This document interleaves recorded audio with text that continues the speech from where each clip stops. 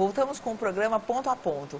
João, você estava falando para a gente sobre a pirataria. Queria que você desenvolvesse um pouco mais esse raciocínio. Ela mais ajuda, mais atrapalha? Como é? Ela é um pouco de cada. Ela é um pouco mais prejudicial para o autor que não é intérprete, que não é artista. Esse cara, como temos vários, né, o Paulo César Pinheiro, o Aldir Blanc, que até eventualmente gravam discos e tudo, mas não são intérpretes, né? São conhecidos pelas músicas que compõem.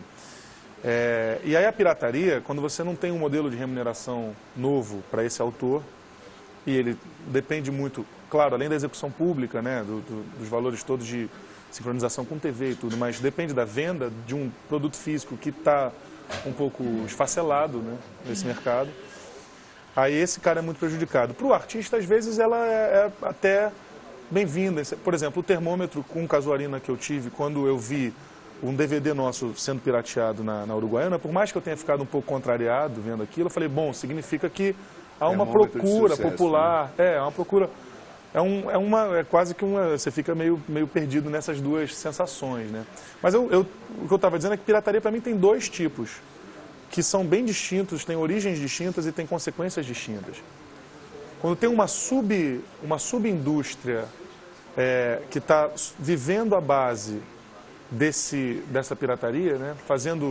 Prensando disco e vendendo em camelô, não sei o que, me incomoda muito, porque, sem entrar no mérito da vida desse cara, que também está ganhando a vida dele, mas meus direitos não estão sendo preservados.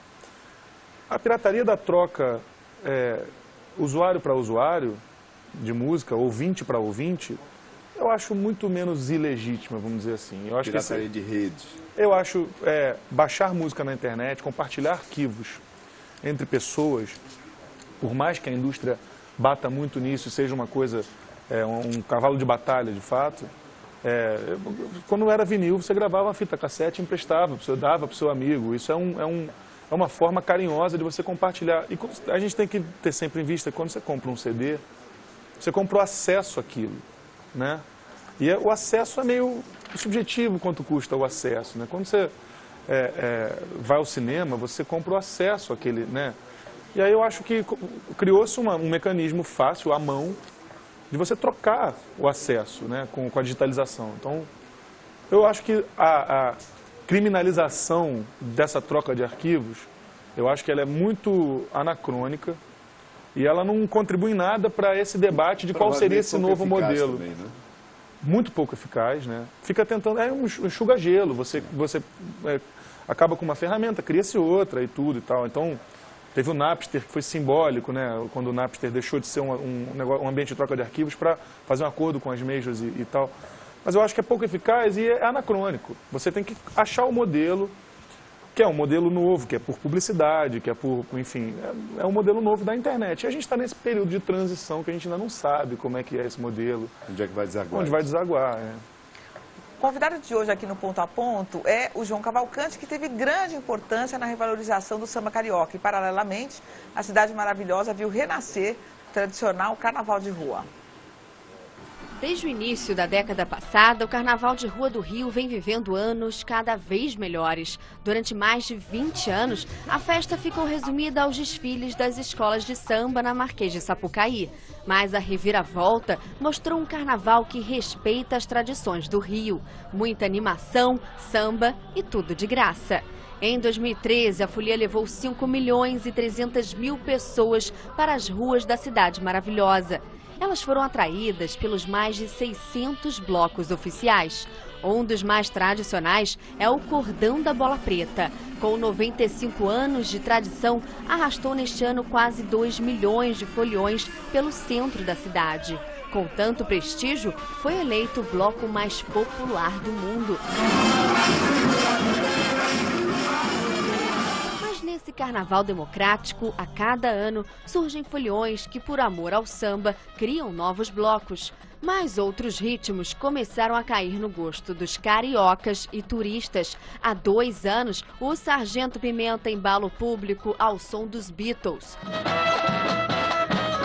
Guitarra e bateria se juntam aos pandeiros e repiques.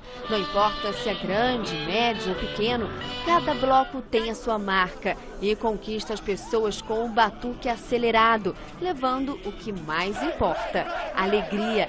Essa ascensão do carnaval de rua no Rio resume um pouco a história recente de recuperação econômica, social e política. E, claro, da cultura carioca.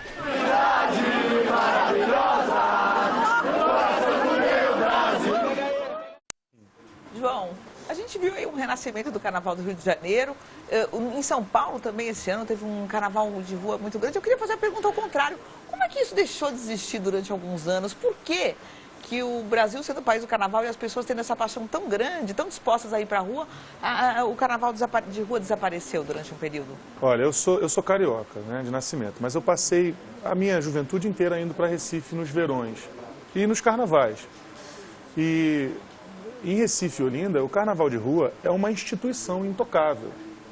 Na época do boom da música baiana, quando começou a ter uma certa invasão de música baiana em Olinda, que é um lugar que não passa trio, porque é ladeira e tudo, não sei o quê, houve uma mobilização popular para que se preservasse aquele carnaval de rua, lúdico, fantasiado, gratuito, né, que é a vocação daquele lugar.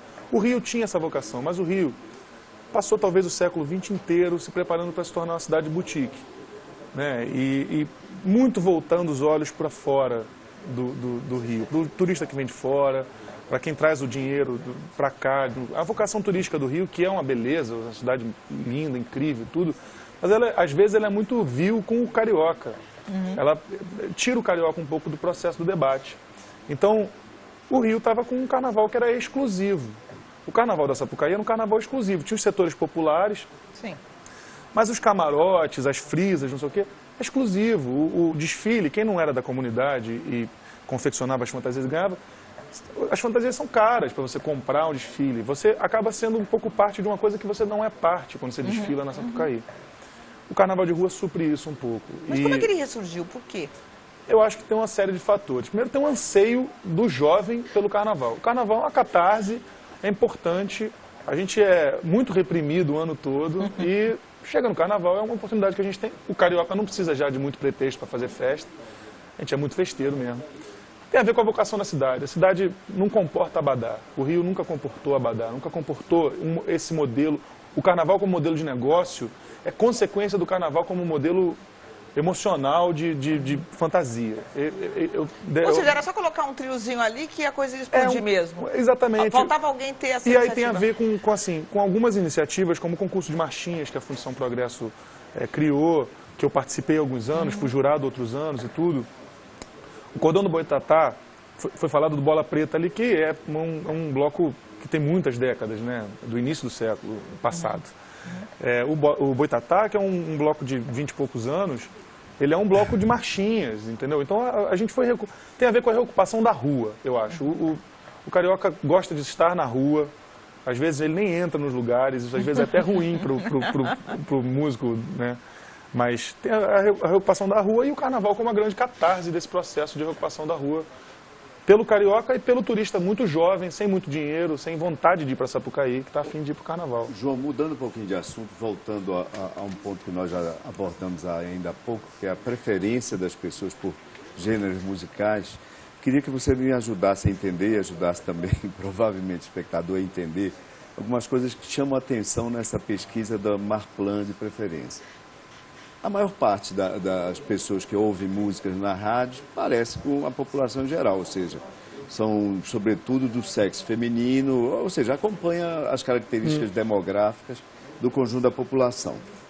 Mas há dois gêneros musicais, o rock e jazz, blues, estão agregados nessa pesquisa, que aparecem com uma predileção marcadamente masculina. É uma diferença absurda, de 18 pontos entre o público masculino que gosta de rock em relação ao público feminino. Na coisa do jazz blues é 10 pontos, ou seja, muito mais rapazes, homens em geral, gostam do jazz blues do que as mulheres. Qual é a pista para a gente entender isso? Por exemplo, samba pagode, que a gente está conversando o tempo todo, é exatamente a mesma distribuição da população. Ou seja, a proporção de mulheres e de homens igualzinha a que se registra no conjunto da população. Mas por que essa coisa de rock ser tão masculina, digamos assim. Essas mulheres que sobram estão no sertanejo, então onde é que elas estão? A gente precisa saber. Os gêneros que são mais bastante femininos, obviamente, tirando fora a música religiosa, onde as mulheres, pela qual as mulheres têm uma predileção grande, achei música baiana. Então ali é o grande contingente, né, a grande predominância de mulheres nesse segmento. Olha, o rock, talvez porque o ambiente seja muito testosterônico mesmo, de show de rock, né? Um show de rock não sei, talvez isso seja já consequência de uma outra geração. Hoje em dia tem muita menina nova que ouve rock e vai a show de rock. Jazz e blues, eu acho que... Acompanhando isso, a música eletrônica também é bem masculina. Né? Masculina. Eu não sei te dizer porquê, eu acho que talvez o rock tenha a ver com isso, com ser muito visceral, ser uma coisa mais agressiva de postura, de atitude e tal, e o homem talvez se reconheça mais naquilo. Mas esses paradigmas estão mudando tanto também. A minha mulher, por exemplo, eu sou homem e minha discoteca quase toda é mais voltada para a música brasileira, funk internacional, bastante, Stevie Wonder, Sly and the Family Stone, alguma coisa de rock, sim. Minha mulher é punk, a formação dela é Ramones, enfim, Sex Pistols, e os mais recentes, Nine Inch Nails, Ministry. E a gente convive com isso em casa e tal, mas eu acho que tem a ver com se reconhecer naquilo, né? O axé é mais sensual, tem uma sensualidade mais feminina, né? No porte dos artistas no palco, e o rock é mais viril, um negócio um pouco... Aí eu acho que é uma boa criam-se os estereótipos um pouco.